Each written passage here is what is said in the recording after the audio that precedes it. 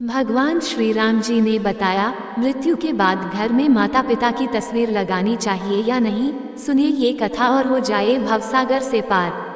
दोस्तों, भगवान श्री राम जी कहते हैं कि माता पिता हमारे प्रथम देवता होते हैं। उनका प्रेम, त्याग और आशीर्वाद हमारे जीवन की सबसे बड़ी संपत्ति है। परंतु जब वे इस संसार से विदा ले लेते हैं तो लोग उनकी स्मृति में उनके चित्र अपने घर में लगाते हैं। ऐसे में ये प्रश्न उठता है कि क्या मृत्यु के पश्चात माता पिता की तस्वीर घर में लगानी चाहिए? क्या इसका कोई आध्यात्मिक प्रभाव होता है? आइए जानें भगवान श्री राम जी इस विषय में क्या कहते हैं। आज की इस अलौकिक कथा में भगवान श्री राम जी स्वयं एक भक्त को इस रहस्य से अवगत कराते हैं। ये प्राचीन समय की बात है। एक दिन देवर्षि नारद पृथ्वी भ्रमण पर निकले थे। तब उन्होंने देखा कि कुछ लोग किसी मृत व्यक्ति की चिता के पास खड़े होकर रो रहे हैं और मन ही मन दुखी हो रहे हैं। कुछ समय बाद उस मृत व्यक्ति के परिजनों ने उसका चित्र अपने घर में लगाया और उसके समक्ष बैठकर उसे स्मरण करने लगे। ये दृश्य देखकर देवर्षि नारद आश्चर्यचकित हो गए और सोचने लगे, जिस व्यक्ति की मृत्यु हो गई है उसके परिजन उसके चित्र को घर में क्यों लगा रहे हैं? वह अब इस संसार से मुक्त हो गया है, फिर उसके चित्र का घर में क्या प्रयोजन? क्या ऐसा करने से मृत व्यक्ति की कृपा प्राप्त होती है या इसका कोई और अर्थ है? देवर्षि नारद इस दृश्य को देखकर कुछ समझ नहीं पाए। अपने प्रश्नों के उत्तर पाने के लिए उन्होंने भगवान श्री हरि विष्णु जी के लोक वैकुंठ की ओर प्रस्थान किया। वहां पहुंचकर देवर्षि नारद ने भगवान श्री हरि विष्णु जी को प्रणाम किया। भगवान विष्णु जी ने देवर्षि नारद को देखकर समझ लिया कि आज वे किसी संदेह को लेकर पधारे हैं। तब भगवान विष्णु बोले, हे ब्रह्मनंदन देवर्षि नारद, आपका वैकुंठ लोक में स्वागत है। बताइए, आज किस उद्देश्य से आप यहाँ पधारे हैं? कौन सी चिंता आपको व्यथित कर रही है? निश्चय ही आज आप किसी शंका के समाधान हेतु यहाँ आए हैं। भगवान विष्णु जी की वाणी सुनकर देवर्षि नारद ने कहा, हे प्रभु, आज मैं आपसे ये जानने आया हूँ कि पृथ्वी पर जब किसी व्यक्ति की मृत्यु हो जाती है तो उसके परिजन उसका चित्र अपने घर में क्यों लगाते हैं? क्या ऐसा करना उचित है? ऐसा करने से परिजनों को क्या लाभ होता है? क्या मृत व्यक्ति का आशीर्वाद उन पर बना रहता है?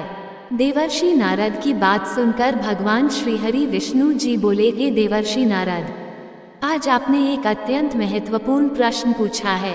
आपके इस प्रश्न के उत्तर में समस्त मानव जाति का कल्याण छिपा हुआ है।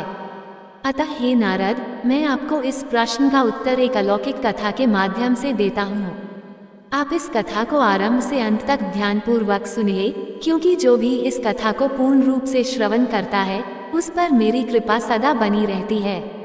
देवर्षि नारद बोले, हे प्रभु, मैं आपको वचन देता हूँ कि जब तक आप ये कथा सुनाएंगे मैं उसे पूर्ण श्रद्धा और ध्यान से सुनूंगा।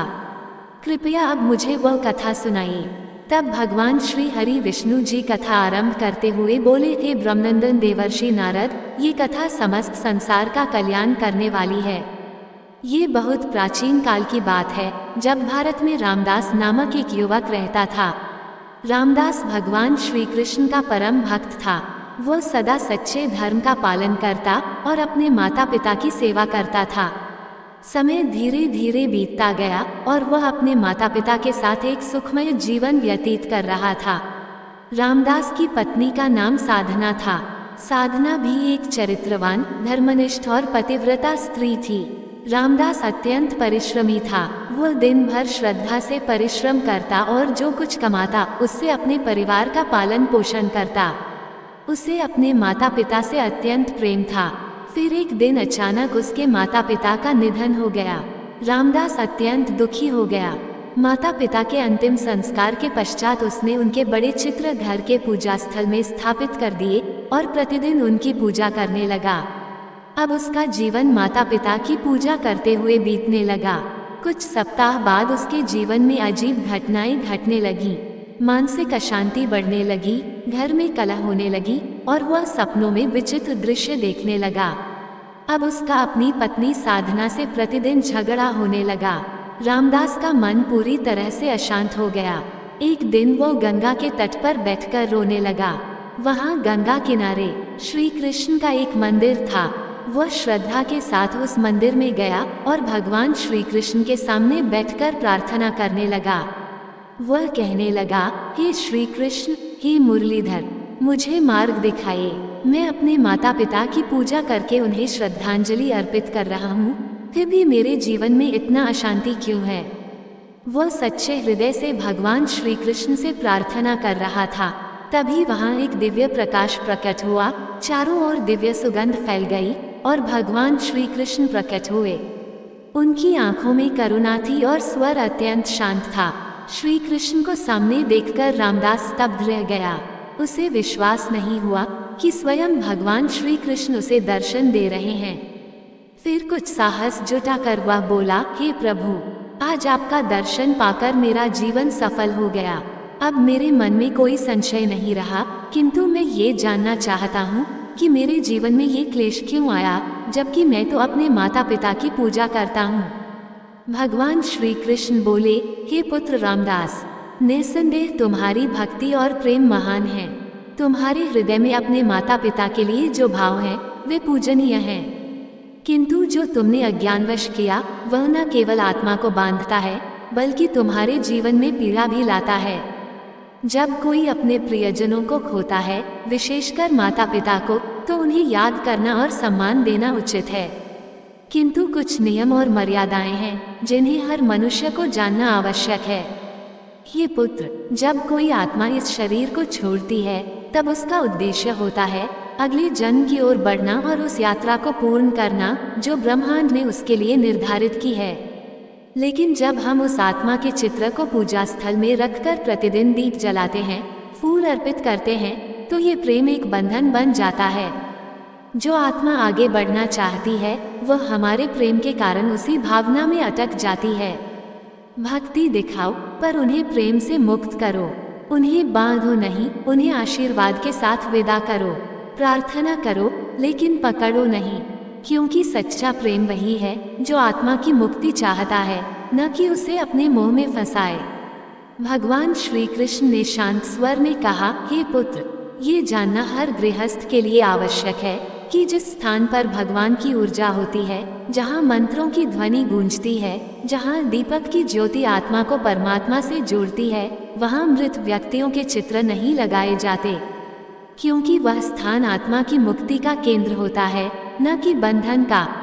जब हम पूजा स्थल में पितरों के चित्र लगाते हैं तो अनजाने में हम दो अलग अलग शक्तियों को एक स्थान पर जोड़ देते हैं। इससे न केवल आत्मा उलझती है बल्कि गृहस्थ जीवन की शांति भी भंग होती है। भगवान का स्थान आत्मा की मुक्ति का केंद्र होता है और पितरों का स्थान स्मृति और श्रद्धा का। अतः इन दोनों को अलग अलग रखना चाहिए।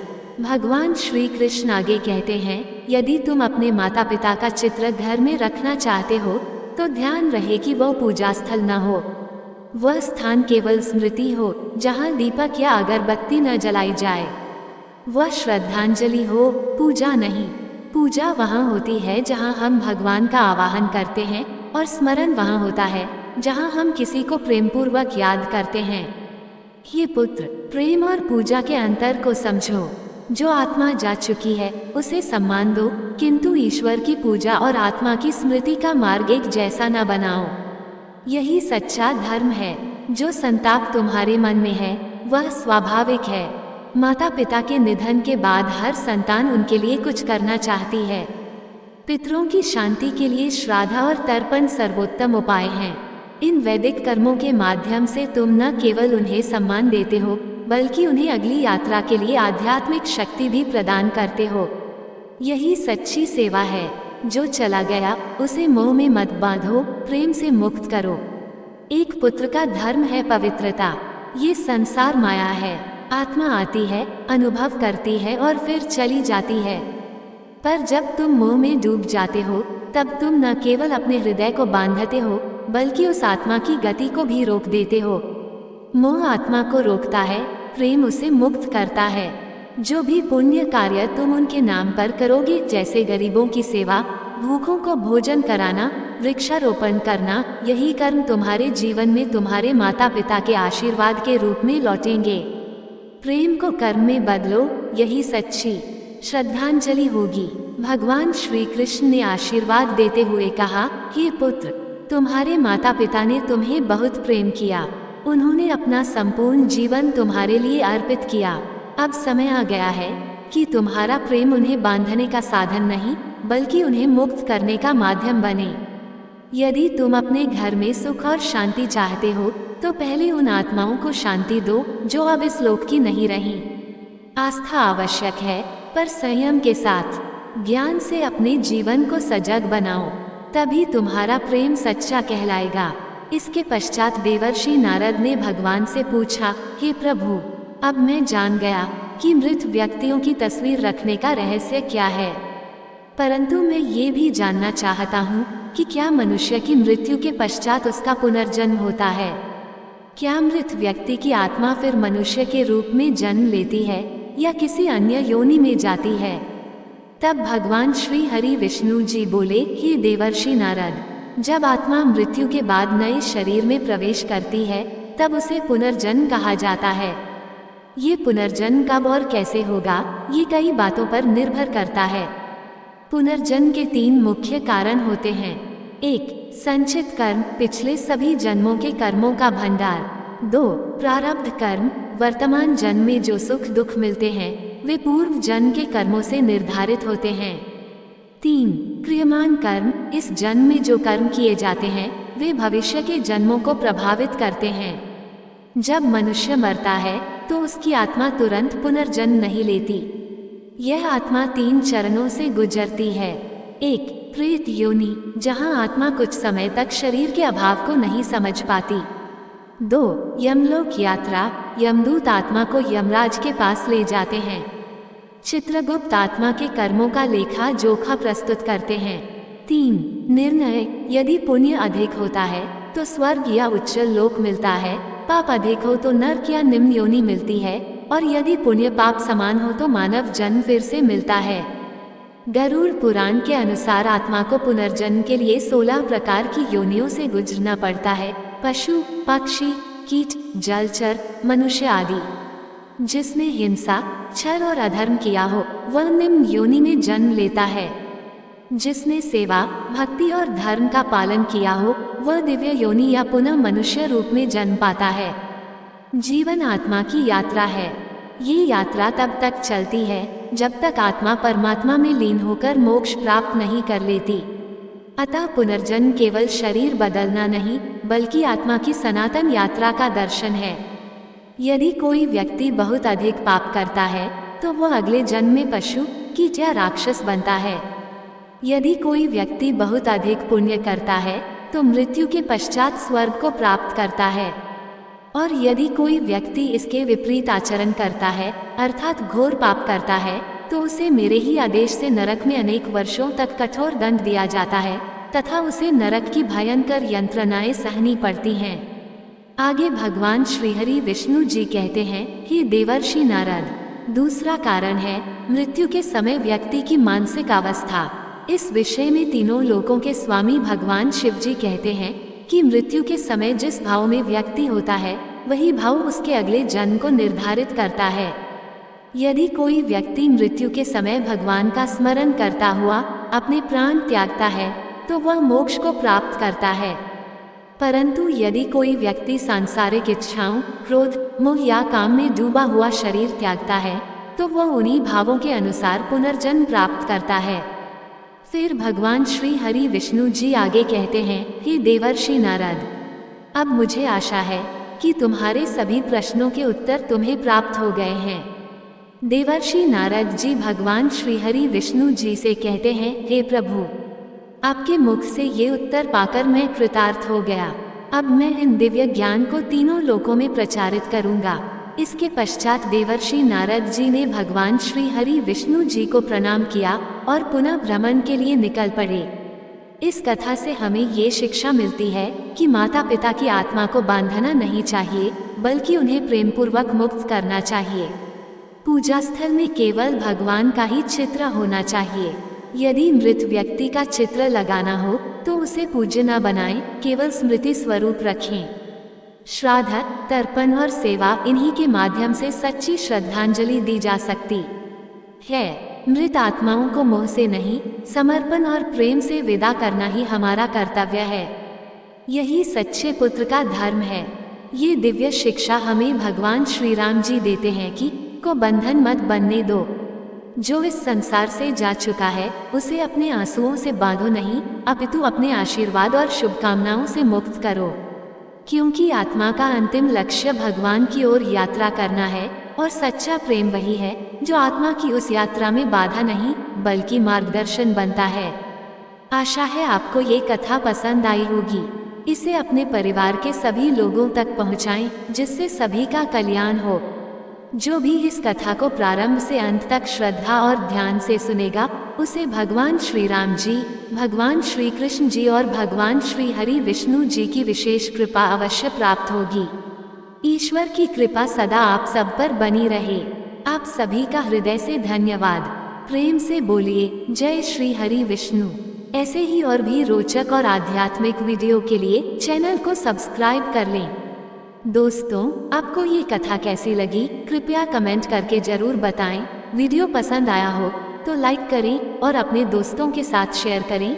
कमेंट बॉक्स में जय श्री राम लिखना ना भूलें। फिर मिलते हैं एक और दिलचस्प वीडियो के साथ। धन्यवाद। जय श्री कृष्ण।